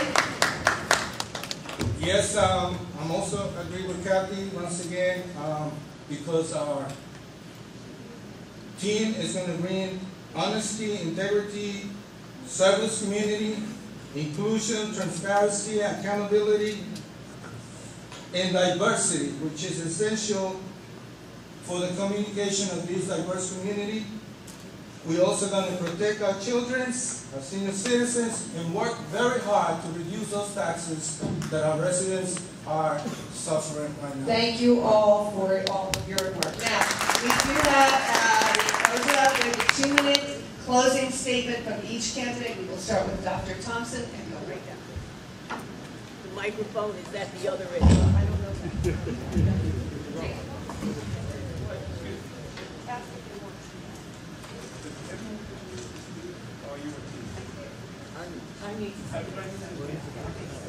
Okay.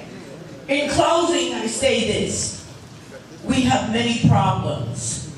All of you have concerns, complaints, and other things on your plate regarding the ills of this village. We are all residents, and we live in a democratic society. And in that society, I will tell no one how to vote or who to vote for.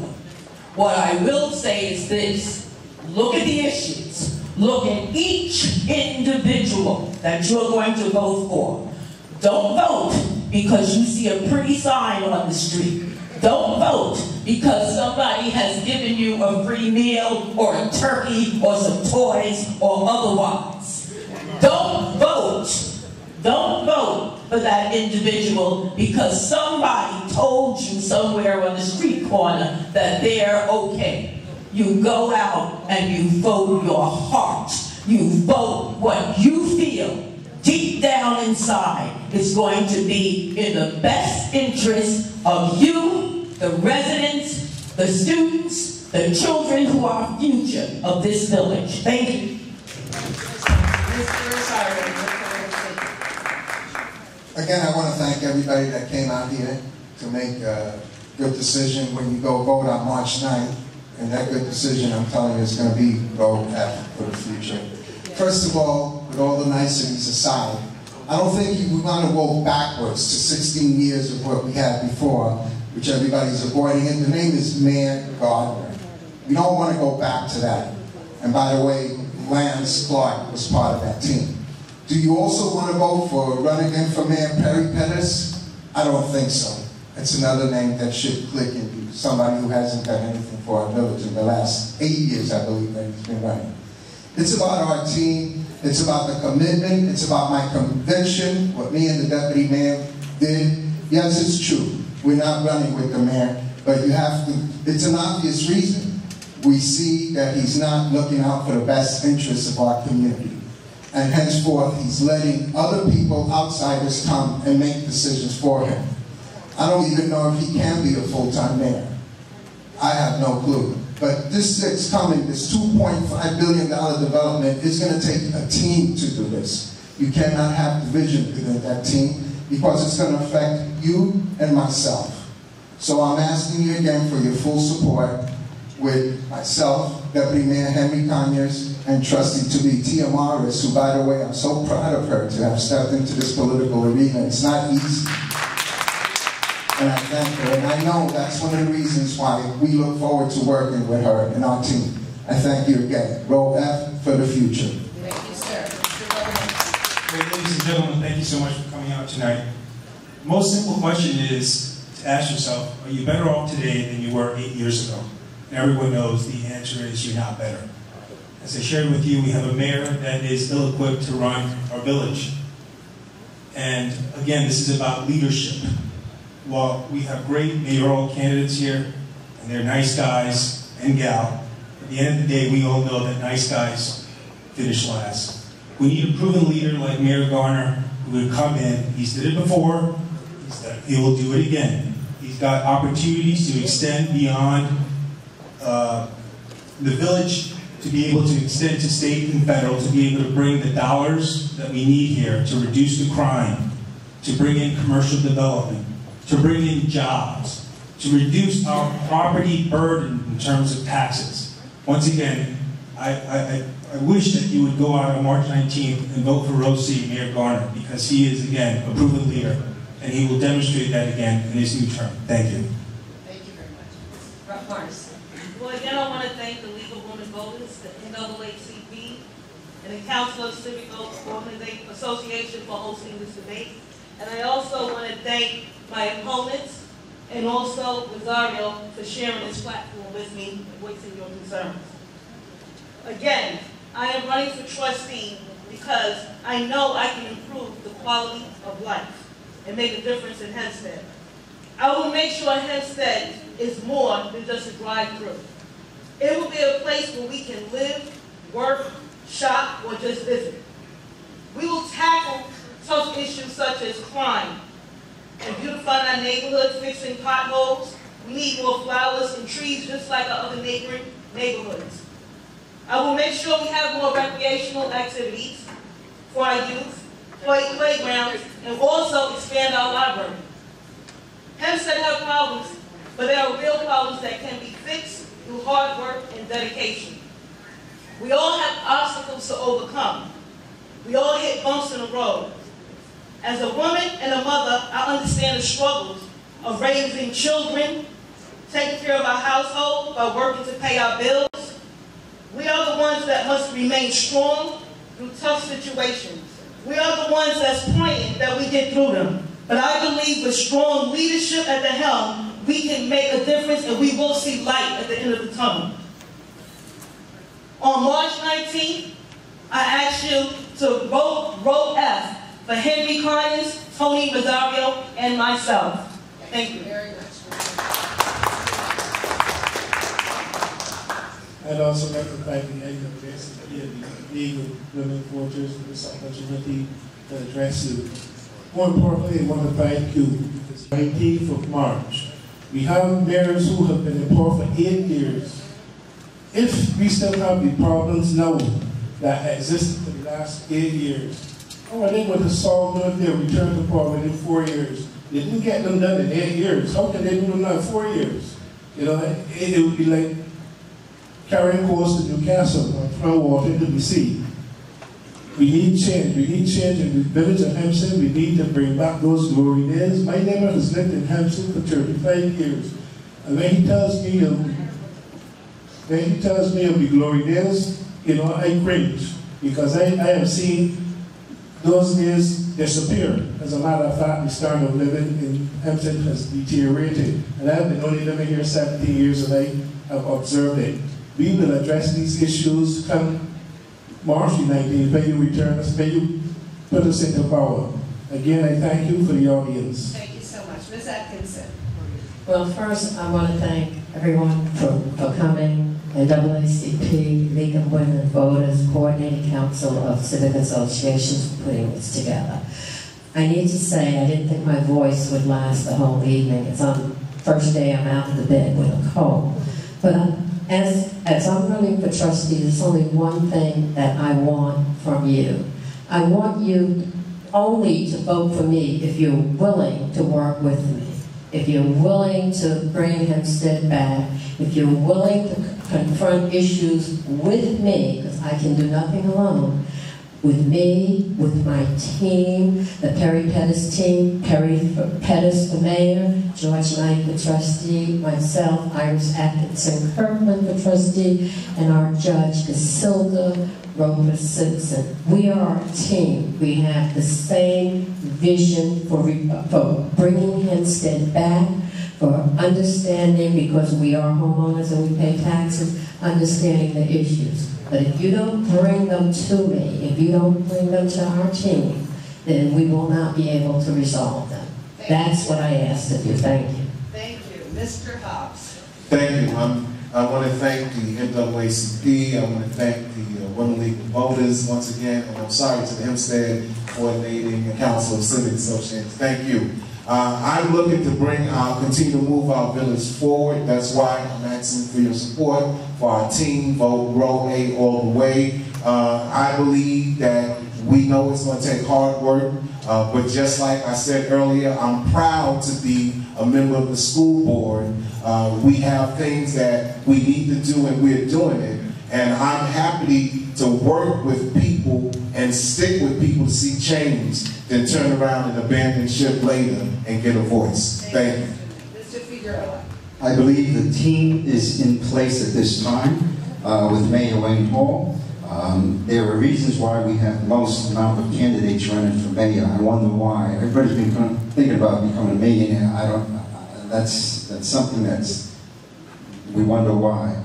But the future of the village lies in us, the taxpayers. We're looking to reduce that by bringing in the revitalization plan, which Mayor Wayne Hall took the bull by the horns to see this happen. It benefits everybody. We want to see our children here. The future of this village is our children now, working on them, bringing our children back to this village and want to live here to a beautiful and safe place for everyone, seniors and our children. Thank you very much. Row A all the way. Thank you, Ms. I want to thank the NAACP and the League of Women Voters for inviting me to this event, letting me speak and listening to me. Thank you so much. A lot has been said here tonight, and every time the mic comes to me, I say the same thing, and I really am not going to change my standpoint. We need change. We don't need more of the same. We don't need mixtures of the old teams mixed and matched, and it's still the same thing. The other people have had their chance. They have had an opportunity. Let's get someone else in there. Let's give this person a chance, and let's see if there's going to be a fresh look, a fresh approach, a new vision, and a better outcome.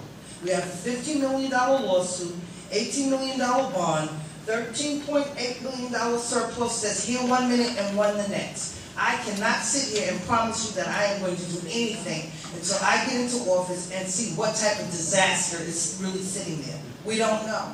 But I can promise you this, that I am in one accord with Teresa Drive. Our whole team is in complete harmony, and we represent change. Teresa will be the first black female and mayor in the village of Hempstead, making this a historical event. And I implore that you come out and support Teresa Drive, go Row D, and deliver her and myself in the position. Thank you. Thank you very much, Mr. Kaye.